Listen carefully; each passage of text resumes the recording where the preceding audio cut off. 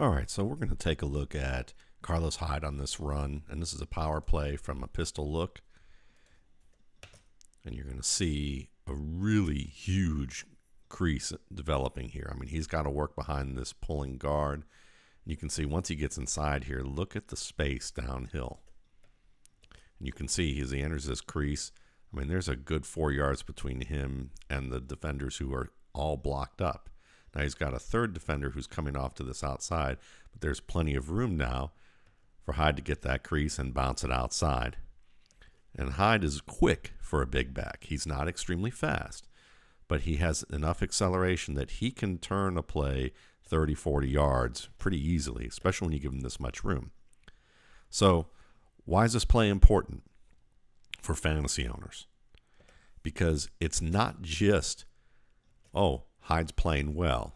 No, this offensive line is opening some creases in the first quarter throughout the year or throughout the preseason for Hyde.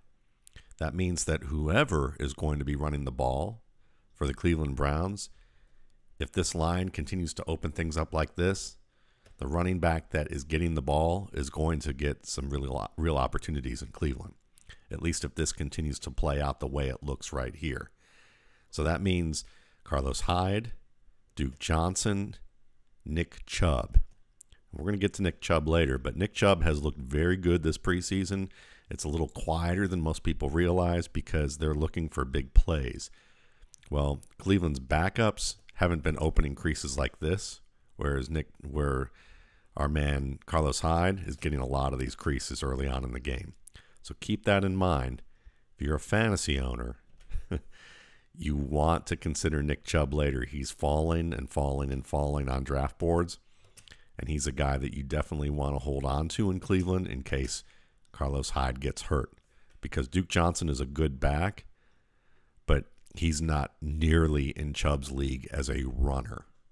As a receiver, yes.